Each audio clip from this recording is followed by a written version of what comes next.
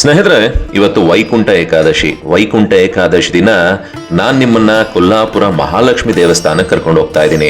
ಕೊಲ್ಲಾಪುರದಲ್ಲಿ ಮಹಾಲಕ್ಷ್ಮಿ ಶಾಶ್ವತವಾಗಿ ನಿಲ್ಸಿರ್ತಕ್ಕಂಥ ಕ್ಷೇತ್ರ. ವೈಕುಂಠ ಏಕಾದಶಿ ದಿನ ಯಾವ್ದಾದ್ರು ವಿಷ್ಣುವಿಗೆ ಸಂಬಂಧಪಟ್ಟ ದೇವಸ್ಥಾನದ ಬಗ್ಗೆ ಹೇಳೋ ಬದಲು ಲಕ್ಷ್ಮೀ ದೇವಸ್ಥಾನದ ಬಗ್ಗೆ ಯಾಕೆ ಕರ್ಕೊಂಡು ಹೋಗ್ತಾ ಇದ್ದೀರಾ, ಅದ್ರ ಬಗ್ಗೆ ಯಾಕೆ ತಿಳಿಸ್ತಾ ಇದ್ದೀರಾ ಅನ್ಕೊಂಡ್ರೆ, ನೋಡಿ ಇಲ್ಲಿದೆ ಒಂದು ಪುರಾಣಗಳ ಪ್ರಕಾರ ಕತೆ.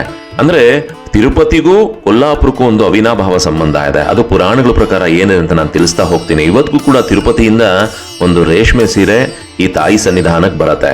ಹಾಗೆ ಕೊಲ್ಲಾಪುರ ನೋಡದೆ ತಿರುಪತಿ ದರ್ಶನ ಅಪೂರ್ಣ ಅಂತ ಹೇಳಿ ಪುರಾಣಗಳಲ್ಲಿ ಶಾಸ್ತ್ರಗಳಲ್ಲಿ ಉಲ್ಲೇಖ ಕೂಡ ಆಗಿದೆ. ಈ ಭೂಮಂಡಲದಲ್ಲಿ ಕಾಶಿಗೆ ಸಮನಾದ ಕ್ಷೇತ್ರ ಅಂತ ಹೇಳಿದ್ರೆ ಈ ಕೊಲ್ಲಾಪುರ ಕ್ಷೇತ್ರ. ಕಾಶಿಗೆ ಹೋಲಿಕೆ ಮಾಡಲಾಗಿದೆ. ಅಂದ್ರೆ ಅಗಸ್ತ್ಯರಿಗೆ ಪರಶಿವನೇ ಹೇಳುವಂಥದ್ದು ಕಾಶಿಗೆ ಸಮನಾದ ಇನ್ನೊಂದೊಂದು ಯಾವ್ದಾದ್ರು ಒಂದು ಕ್ಷೇತ್ರ ಇದೆ ಅಂತ ಹೇಳಿದ್ರೆ ಅದೇ ಕೊಲ್ಲಾಪುರ ಮಹಾಲಕ್ಷ್ಮಿ ಕ್ಷೇತ್ರ ಅಂತ ಹೇಳಿ. ಬನ್ನಿ ಅದರ ಕತೆ ಸಹ ತಿಳಿಸ್ತೀನಿ. ಇದು ನನ್ನ ಕನಕಪುರದಿಂದ ಶಿರಡಿ ಅಷ್ಟವಿನಾಯಕ ಯಾತ್ರೆಯ 3ನೇ ದಿನದ ಪ್ರಯಾಣ. ಸವದತ್ತಿ ಎಲ್ಲಮ್ಮನ ದರ್ಶನ ಆದ್ಮೇಲೆ ನಾವು ಬಂದಿದ್ದೆ ಕೊಲ್ಲಾಪುರಕ್ಕೆ. ಕೊಲ್ಲಾಪುರದ ವಿಡಿಯೋ ಶುರು ಮಾಡೋದಕ್ಕೆ ಮುಂಚೆ ನಾವು ಅಲ್ಲಿಗೆ ರೀಚ್ ಆದ್ಮೇಲೆ ಕಥೆನ ಶುರು ಮಾಡ್ತೀನಿ. ಸ್ನೇಹಿತರೆ, ನಮ್ಮ 3ನೇ ದಿನದ ಪ್ರಯಾಣ ಸೌದತ್ತಿಯಲ್ಲಿರ್ತಕ್ಕಂಥ ನವಿಲು ತೀರ್ಥ. ಸೌದತ್ತಿಯಿಂದ ಹಾರ್ಡ್ಲಿ ಅಂದ್ರೆ ನನ್ನ ಪ್ರಕಾರ ಒಂದು 5-6 ಕಿಲೋಮೀಟರ್ ಇಲ್ಲ ಒಂದು 8 ಕಿಲೋಮೀಟರ್ ಒಳಗಡೆನೆ ಇದೆ ಮಲಪ್ರಭಾ ಬ್ಯಾಕ್ ವಾಟರ್. ಬಹಳ ಸಖತ್ತಾಗಿದೆ ಜಾಗ. ಅಲ್ಲೊಂದು ಮಠ ಕೂಡ ಇದೆ. ನೀವು ಸ್ನಾನ ಮಾಡ್ಲಿಕ್ಕೆ ಆರಾಮಾಗೆ ಬ್ಯಾಕ್ ವಾಟರ್ ಸ್ನಾನ ಕೂಡ ಮಾಡ್ಬೋದು. ಇಲ್ಲ ನಲ್ಲಿಗಳಿದೆ, ಇಲ್ಲ ಮಠದವ್ರನ್ನ ರಿಕ್ವೆಸ್ಟ್ ಮಾಡಿದ್ರೆ ರೂಮ್ಗಳು ಕೂಡ ಕೊಡ್ತಾರೆ ಅಂತ ಏನಿಲ್ಲ, 1-2 ರೂಮ್ ಇದೆ ಅಷ್ಟೇ. ಬಹಳ ಚೆನ್ನಾಗಿರುವಂಥ ಜಾಗ, ಬಹಳ ಪ್ರಶಾಂತವಾಗಿರುವಂಥ ಜಾಗ. ನೀವು ಸೌದತ್ತಿಗೆ ಬಂದಾಗ ಎಲ್ಲಮ್ಮನ ಗುಡ್ಡಕ್ಕೆ ಹೋಗಿ ಖಂಡಿತ ಈ ನವಿಲು ತೀರ್ಥಕ್ಕೆ ಬಂದು ಮಲಪ್ರಭಾ ನೀರಲ್ಲಿ ಒಂದಷ್ಟು ಹೊತ್ತು ಎಂಜಾಯ್ ಮಾಡಿಕೊಂಡು ಹೊರಡ್ಬೋದು. ನಾವಿವಾಗ ಟುವರ್ಡ್ಸ್ ಕೊಲ್ಲಾಪುರ ಮಹಾಲಕ್ಷ್ಮಿ ದೇವಸ್ಥಾನ ಶಕ್ತಿಪೀಠಗಳಲ್ಲಿ 51 ಶಕ್ತಿಪೀಠಗಳಲ್ಲಿ ಒಂದಾಗಿರ್ತಕ್ಕಂಥ ಕೊಲ್ಲಾಪುರ ಮಹಾಲಕ್ಷ್ಮಿ ದೇವಸ್ಥಾನದ ಕಡೆ ಹೊರಟಿದ್ದೀವಿ. ಬನ್ನಿ ನಮ್ಮ 3ನೇ ದಿನದ ಪ್ರಯಾಣ ಶುರು ಮಾಡೋಣ. ಘಾಟ್ ಸೆಕ್ಷನ್ ಇದೆ.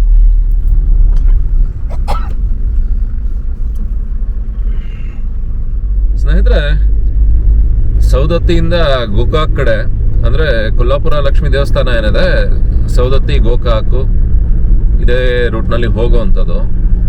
NH 45, 48 ಆಮೇಲೆ 134 ಏನೇನೋ ತೋರ್ಸತ್ತೆ. ನ್ಯಾಷನಲ್ ಹೈವೇನೆ, ಸಿಂಗಲ್ ರೋಡ್ ನಲ್ಲಿ. ರೋಡ್ ಏನೋ ಚೆನ್ನಾಗಿದೆ, ಮಧ್ಯದಲ್ಲಿ ಅಲ್ಲಲ್ಲಿ ಸ್ವಲ್ಪ ಏನಾದರೂ ಡ್ಯಾಮೇಜ್ ಬಿಟ್ರೆ ಸಿಕ್ಕಾಪಟ್ಟೆ ಹಂಪುಗಳು. ಒಂದು ಊರು ಸಿಕ್ಲಿ, ಒಂದು ಟರ್ನಿಂಗ್ ಸಿಕ್ಲಿ, ಹಂಪು ನೋಡಿ ಆಗ್ಲೇ ಬಂತು ನೋಡಿ.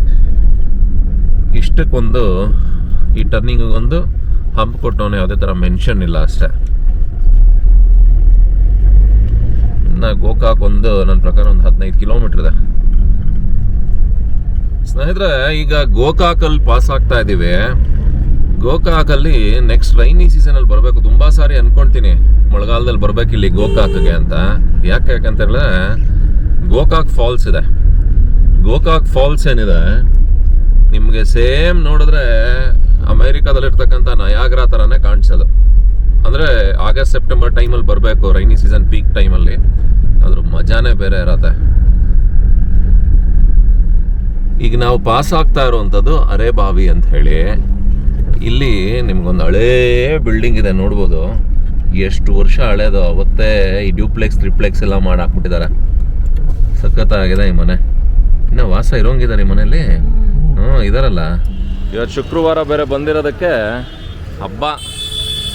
ಕೊಲ್ಲಾಪುರ ಮಹಾಲಕ್ಷ್ಮಿ ತಾಯಿ ಮಹಾದ್ವಾರ.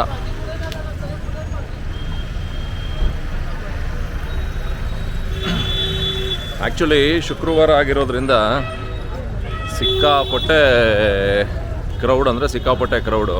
ಎಲ್ಲೂ ಪಾರ್ಕಿಂಗ್ ಸಿಕ್ಕಲಿಲ್ಲ. ನೀವು ಯಾವಾಗಾದರೂ ಬಂದಾಗ ಇಲ್ಲಿ ಮಹಾಲಕ್ಷ್ಮಿ ಮಂದಿರಗೆ ಬಂದಾಗ ನಿಮಗೆ ಪಾರ್ಕಿಂಗ್ ಸಿಕ್ಕಿಲ್ಲ ಅಂತ ಹೇಳಿದ್ರೆ, ಇಲ್ಲಿ ದೇವಸ್ಥಾನದಿಂದ 800ರಿಂದ 1 ಕಿಲೋಮೀಟ್ರ್ ದೂರದಲ್ಲೇ, 800 ಮೀಟ್ರಿಂದ 1 ಕಿಲೋಮೀಟ್ರ್ ದೂರದಲ್ಲೇ ದಸರಾ ಚೌಕ್ ಅಂತ ಇದೆ. ಆ ದಸರಾ ಚೌಕ್ ಹತ್ರ ಮೈದಾನ ಇದೆ. ಅಲ್ಲಿ ಆರಾಮಾಗಿ ಫ್ರೀ ಪಾರ್ಕಿಂಗ್ ಹಾಕೊಬೋದು.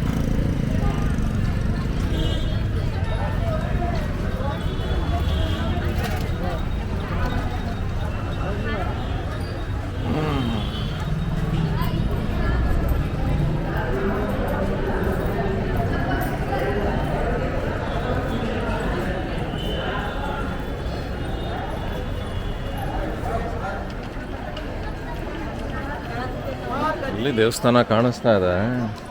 ಇದು ಮಾತ್ರ ಯಾವ ಕಾಲದ ಬಿಲ್ಡಿಂಗು ಇದು. ರಾಜಾರಾಮ್ ಅಂತ ಏನೋ ಆಯಿತು, ಹೈಸ್ಕೂಲ್ ಅಂತ ಆ ಕಡೆ.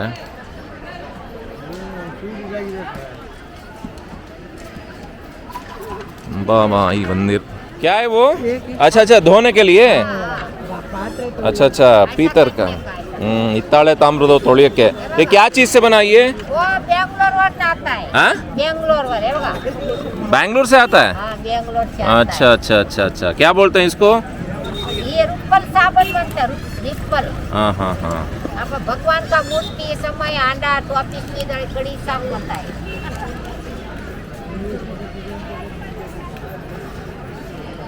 ಜನ ನೋಡಿ ಜನ.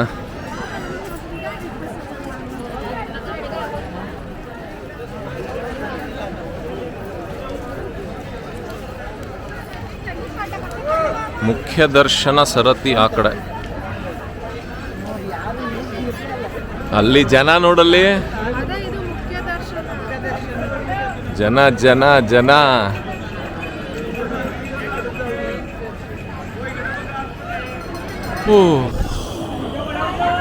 ನೋಡಿ ಅಲ್ಲಿ ದರ್ಶನಕ್ಕೆ ಬರ್ತಾ ಇರೋರು 1.5 ಗಂಟೆಯಿಂದ 2 ಗಂಟೆ ಬೇಕಂತೆ.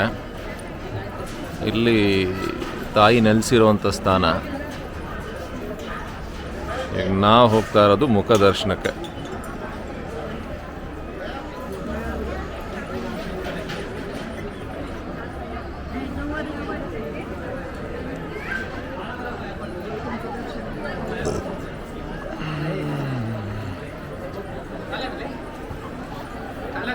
ನೋಡಿ ಅಲ್ಲಿಂದ ಬಂದು ಈ ಕಡೆಯಿಂದ ಮುಖ ದರ್ಶನ ಇದೆ. ಆರಾಮಾಗಿ ಎಷ್ಟೇ ಜನ ಇದ್ರು ಆರಾಮಾಗಿ ಮುಖ ದರ್ಶನ ಮಾಡ್ಬೋದು ಇಲ್ಲಿ.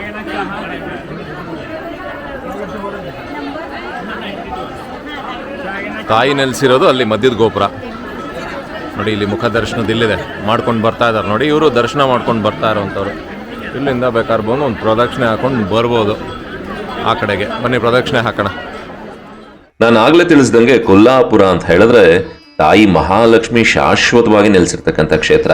ಏನಕ್ಕೋಸ್ಕರ ಇಲ್ಲಿ ಶಾಶ್ವತವಾಗಿ ಬಂದಿದ್ದು ಅಂತ ಹೇಳೋದಕ್ಕೆ ಮುಂಚೆ ಇದನ್ನ ಕೊಲ್ಹಾಪುರ ಅಂತಾನೂ ಹೇಳ್ತಾರೆ, ಕೊಲ್ಲಾಪುರ ಅಂತಾನೂ ಹೇಳ್ತಾರೆ. ಈ ಹೆಸರು ಬರೋದಕ್ಕೂ ಒಂದು ಕಾರಣ ಇದೆ. ಹಾಗೆ ಮಹಾರಾಷ್ಟ್ರದಲ್ಲಿ ಅತ್ಯಂತ ಪ್ರಾಚೀನ ನಗರಗಳಲ್ಲಿ ಒಂದಾಗಿರ್ತಕ್ಕಂಥ ಕೊಲ್ಲಾಪುರ ಅಂತ ಕೂಡ ಕರೆಯಲಾಗತ್ತೆ. ಹಾಗೆ ಇಲ್ಲಿರ್ತಕ್ಕಂಥ ತಾಯಿ ಮಹಾಲಕ್ಷ್ಮಿ ವಿಗ್ರಹ ಏನಿದೆ ಸುಮಾರು 5,000ದಿಂದ 6,000 ವರ್ಷ ಹಳೆಯ ವಿಗ್ರಹ ಅಂತ ಕೂಡ ಹೇಳಲಾಗತ್ತೆ. ಕರ್ನಾಟಕದ ಗಡಿ ಭಾಗಕ್ಕೆ ಹೊಂದ್ಕೊಂಡಿರ್ತಕ್ಕಂಥ ಈ ಕೊಲ್ಲಾಪುರ ಕ್ಷೇತ್ರ ಏನಿದೆ, ಈ ದೇವಸ್ಥಾನವನ್ನ 7ನೇ ಶತಮಾನದಲ್ಲಿ ನಮ್ಮ ಚಾಲುಕ್ಯರು ನಿರ್ಮಿಸಿದ್ದು ಅಂತ ಕೂಡ ನಮ್ಮ ಇತಿಹಾಸದಲ್ಲಿ ಉಲ್ಲೇಖ ಆಗಿದೆ. ಹಾಗೆ ಈ ದೇವಸ್ಥಾನಕ್ಕೆ ಛತ್ರಪತಿ ಶಿವಾಜಿ ಮಹಾರಾಜರು ಹಾಗೆ ಸಂಭಾಜಿ ಮಹಾರಾಜರು ತುಂಬಾ ಬಾರಿ ಭೇಟಿ ಕೊಡ್ತಾ ಇದ್ರು. ಹಾಗೆ ಆದಿಗುರು ಶಂಕರಾಚಾರ್ಯರು ಕೂಡ ಈ ಕ್ಷೇತ್ರಕ್ಕೆ ಬಂದು ಹೋಗಿದ್ರು. ಯಾಕೆ ಅಂತ ಹೇಳಿದ್ರೆ ಇದು 51 ಶಕ್ತಿ ಪೀಠಗಳಲ್ಲಿ ಒಂದಾಗಿರ್ತಕ್ಕಂಥ ಕ್ಷೇತ್ರ. ಇದನ್ನ 18ನೇ ಶಕ್ತಿ ಪೀಠ ಅಂತ ಕೂಡ ಹೇಳಲಾಗತ್ತೆ. ಹಾಗೆ ಈ ಕ್ಷೇತ್ರಕ್ಕೂ ತಿರುಪತಿಗೂ ಏನ್ ಸಂಬಂಧ ಇದೆ? ತಾಯಿ ಲಕ್ಷ್ಮಿ ಏನಕ್ಕೋಸ್ಕರ ಇಲ್ಲಿ ಬಂದು ನೆಲೆಸಿದ್ದು ಅಂತ ಹೇಳಿದ್ರೆ ಪುರಾಣಗಳ ಪ್ರಕಾರ ಒಂದು ಕಥೆ ಇದೆ. ಒಮ್ಮೆ ಲಕ್ಷ್ಮಿ ಮತ್ತೆ ವಿಷ್ಣು ವೈಕುಂಠದಲ್ಲಿದ್ದಾಗ ಭೃಗು ಮಹರ್ಷಿಗಳು ಬರ್ತಾರಂತೆ. ಅಂದ್ರೆ ಸಪ್ತ ಋಷಿಗಳಲ್ಲಿ ಒಬ್ಬರಾಗಿರ್ತಕ್ಕಂಥ ಭೃಗು ಮಹರ್ಷಿಗಳು. ಇವರು ಬಂದು ವಿಷ್ಣು ಹತ್ರ ಬಂದಾಗ ವಿಷ್ಣು ವಿಶ್ರಾಂತಿಯಲ್ಲಿದ್ದ ಕಾರಣ ಇವ್ರನ್ನ ಗಮನಿಸ್ಕೊಳ್ಳೋದಿಲ್ಲ. ಆಗ ಕೋಪಗೊಂಡು ಏನ್ ಮಾಡ್ತಾರೆ, ವಿಷ್ಣುವಿನ ಎದೆಗೆ ಒದಿತಾರೆ. ಅವಾಗ ವಿಷ್ಣು ಸಮಾಧಾನದಿಂದ ಅವ್ರನ್ನ ಓಲೈಕೆ ಮಾಡ್ತಾರೆ. ಹಾಗಾಗಿ ಮಹಾಲಕ್ಷ್ಮಿ ಕೋಪ ಮಾಡಿಕೊಂಡು ಭೂಲೋಕಕ್ಕೆ ಬರುವಂಥದ್ದು. ಅಂದ್ರೆ ಭೃಗು ಮಹರ್ಷಿಗಳಿಗೆ ಏನು ಶಾಪವನ್ನ ಕೊಡ್ಲಿಲ್ಲ, ಏನು ದಂಡಿಸ್ಲಿಲ್ಲ ವಿಷ್ಣು ಅಂತ ಹೇಳಿ. ಏನಕ್ಕೋಸ್ಕರ ಕೊಲ್ಲಾಪುರಕ್ಕೆ ಬಂದಿದ್ದು ನೋಡಿ. ದೇವತೆಗಳು ಏನೇ ಮಾಡಿದ್ರು ಅದಕ್ಕೊಂದು ಹಿನ್ನೆಲೆ ಇರತ್ತೆ, ಒಂದು ಸಂದರ್ಭ ಇರತ್ತೆ ನೋಡಿ. ಈ ಕ್ಷೇತ್ರಕ್ಕೆ ಏನಕ್ಕೆ ಬಂದ್ರು ಅಂತ ಹೇಳಿದ್ರೆ, ಈ ಸ್ಥಳದಲ್ಲಿ ಕೊಲ್ಲಾಸುರ ಅಂತ ಒಬ್ಬ ರಾಕ್ಷಸ ಇರ್ತಾನೆ. ಅವನೇನ್ ಮಾಡ್ತಾನೆ, ಜನಗಳಿಗೆ ತುಂಬಾ ಕಾಟ ಕೊಡ್ತಾ ಇರ್ತಾನೆ. ಅಂದ್ರೆ ಜನಗಳಿಗಿದ್ದಂತ ನೀರನ್ನೆಲ್ಲ ಕುಡ್ಕೊಳ್ತಾ ಇರ್ತಾನೆ, ಬೇರೆ ಬೇರೆ ತರ ಸಮಸ್ಯೆಗಳನ್ನು ಕೊಡ್ತಾ ಇರ್ತಾನೆ. ಅವರೆಲ್ಲ ಪಾರ್ವತಿ ತಾಯಿನ ಆರಾಧನೆ ಮಾಡ್ತಾ ಇರ್ತಾರೆ, ಈ ರಾಕ್ಷಸನಿಂದ ಮುಕ್ತಿ ಕೊಡು ಅಂತ ಹೇಳಿ. ಸೊ ಅದಕ್ಕೋಸ್ಕರ ಇವತ್ತು ತುಂಬಾ ಜನ ಅಲ್ಲಿ ಕೊಲ್ಲಾಪುರದಲ್ಲಿ ತಾಯಿ ಮಹಾಲಕ್ಷ್ಮಿನ ಅಂಬಾಬಾಯಿ ಅಂತಾನೂ ಕರೆಯೋದುಂಟು ನೋಡಿ. ಹಾಗೆ ತಾಯಿ ಮಹಾಲಕ್ಷ್ಮಿ ಇಲ್ಲಿಗೆ ಬಂದು ಆ ಕೊಲ್ಲಾಸುರನ ವಧೆ ಮಾಡಕ್ಕೆ ಮುಂದಾದಾಗ, ಕೊಲ್ಲಾಸುರ ಯುದ್ಧದಲ್ಲಿ ಸೋತ ಮೇಲೆ ಮತ್ತೆ ಅವನ ತಪ್ಪಿನ ಅರಿವಾಗಿ ತಾಯಿ ಹತ್ರ ಕ್ಷಮೆ ಕೇಳಿ ತಾಯಿ ಹತ್ರ ಒಂದು ವರವನ್ನ ಕೇಳ್ತಾನೆ. ಏನು ಅಂತ ಹೇಳಿದ್ರೆ, ಈ ಸ್ಥಳಕ್ಕೆ ನನ್ನ ಹೆಸರನ್ನೇ ಕೊಡು ತಾಯಿ ಅಂತ ಕೇಳಿದಾಗ ಇದನ್ನ ಕೊಲ್ಲಾಸುರನ ಹೆಸರಲ್ಲಿ ಕೊಲ್ಲಾಪುರ ಅಂತ ಹೆಸರು ಬಂತು ಅಂತ ಕೂಡ ಒಂದು ವಾಡಿಕೆ ಇದೆ, ಒಂದು ಪುರಾಣ ಇದೆ. ತದನಂತರ ಭಗವಾನ್ ವಿಷ್ಣು ಇಲ್ಲಿಗೆ ಹುಡುಕೊಂಡು ಬರೋದು ತಾಯಿನ. ಆಗ ತಾಯಿನ ಓಲೈಕೆ ಮಾಡ್ಲಿಕ್ಕೆ ಆಗಲ್ಲ, ತದನಂತರ ಹೋಗಿ ತಿರುಪತಿಯಲ್ಲಿ ನೆಲೆಸಿದ್ರು. ಹಾಗಾಗಿ ಇವತ್ತಿಗೂ ಕೂಡ ತಿರುಪತಿಯಿಂದ ಈ ಕ್ಷೇತ್ರಕ್ಕೆ ಒಂದು ರೇಷ್ಮೆ ಸೀರೆ ಪ್ರತಿ ವರ್ಷ ಬರುತ್ತೆ. ಅವಾಗಿಂದನೂ ಬರ್ತಾ ಇದೆ, ಇವತ್ತಿಗೂ ಬರ್ತಾ ಇದೆ ಅಂತ ಕೂಡ ಹೇಳಲಾಗತ್ತೆ. ಅದಕ್ಕೋಸ್ಕರನೇ ಪುರಾಣಗಳಲ್ಲಿ ಉಲ್ಲೇಖ ಆಗಿರುವಂಥದ್ದು ಕೊಲ್ಲಾಪುರ ಕ್ಷೇತ್ರ ನೋಡಿದ್ರೆ ನಿಮಗೆ ತಿರುಪತಿ ತಿಮ್ಮಪ್ಪನ ದರ್ಶನ ಏನಿದೆ ಅದು ಅಪೂರ್ಣ ಅಂತ ಹೇಳಿ. ಹಾಗೆ ಇದನ್ನ ಕಾಶಿಗೆ ಏನಕ್ಕೆ ಹೋಲಿಕೆ ಮಾಡಲಾಗಿದೆ ಅಂತ ಹೇಳಿದ್ರೆ ಇದನ್ನ ಕರವೀರ ಕ್ಷೇತ್ರ ಅಂತ ಹೇಳ್ತಾರೆ. ಅಂದ್ರೆ ಪ್ರಳಯ ಕಾಲದಲ್ಲಿ ಕಾಶಿನ ಹೇಗೆ ಶಿವ ತನ್ನ ಕೈಯಲ್ಲಿ ಎತ್ತಿ ಕಾಪಾಡದ್ನೋ ಅದೇ ತರ ಈ ಕ್ಷೇತ್ರವನ್ನ ಕೂಡ ಮಹಾಲಕ್ಷ್ಮಿ ತಾಯಿ ತನ್ನ ಕೈಯಲ್ಲಿ ಎತ್ಕೊಂಡು ಪ್ರಳಯ ಕಾಲದಲ್ಲಿ ಈ ಕ್ಷೇತ್ರವನ್ನ ಕೂಡ ಈ ಸ್ಥಳವನ್ನ ಕಾಪಾಡದ್ಲು. ಹಾಗಾಗಿ ಇದನ್ನ ಕರವೀರ ಕ್ಷೇತ್ರ ಅಂತ ಕೂಡ ಹೇಳಲಾಗತ್ತೆ. ಇದನ್ನೇ ಅಗಸ್ತ್ಯರಿಗೆ ಆ ಪರಮೇಶ್ವರ ತಿಳಿಸುವಂಥದ್ದು. ಯಾವುದಾದ್ರೂ ಕಾಶಿಗೆ ಸಮನಾದ ಇನ್ನೊಂದು ಯಾವುದಾದ್ರೂ ಒಂದು ಕ್ಷೇತ್ರ ಇದೆ ಅಂತ ಹೇಳಿದ್ರೆ ಅದುವೇ ಕೊಲ್ಲಾಪುರ ಮಹಾಲಕ್ಷ್ಮಿ ದೇವಸ್ಥಾನ ಅಂತ ಹೇಳಿ. ನೋಡಿ ಇಲ್ಲಿ ಕೊಲ್ಲಾಪುರದಿಂದ ಏನೇನು ದೂರ ಇದೆ ಅಂತ. Shri Kaneri Math 15, Radhanagari dam 60, Kalammawadi dam 80, Gajipur jungle 75, Shri Kshetra Adampur ಬಾಲುಮಾಮ 40, ಹೊನ್ನಾಲಾಲ್ fort. ಸಿಕ್ಕಾಪಟ್ಟೆ ಜನ ಒಂದು ವಿಚಾರಿಸಿದೆ, ಒಂದು 2-3 ಅವರ್ ಆಗುತ್ತೆ ಅಂದರು. ಮುಖದರ್ಶನ ಮಾಡ್ಬೋದಲ್ಲ, ಒಂದು 10 ನಿಮಿಷದಲ್ಲಿ ಒಳ್ಳೆ ಮುಖದರ್ಶನ ಆಯಿತು. ಒಂದು ಪ್ರದಕ್ಷಿಣೆ ಹಾಕ್ಕೊಂಡು ಅಮ್ಮನಿಗೆ, ಅದು ಶುಭ ಶುಕ್ರವಾರ ಬಂದಿರೋದು ತಾಯಿ ದರ್ಶನಕ್ಕೆ ಒಳ್ಳೆ ಯೋಗ. ಸಿಕ್ಕಾಪಟ್ಟೆ ಕ್ರೌಡು ಶುಕ್ರವಾರ ಆಗಿರೋದ್ರಿಂದ, ಶುಕ್ರವಾರ ಆಮೇಲೆ ಶನಿವಾರ ಭಾನುವಾರ ಸಿಕ್ಕಾಪಟ್ಟೆ ಜನ ಇದ್ದೇ ಇರ್ತಾರೆ. ಆದರೂ ಮುಖದರ್ಶನ ಆದರೂ ಒಳ್ಳೆ ಸಂತೃಪ್ತಿಯಾದ ದರ್ಶನ ಆಯಿತು.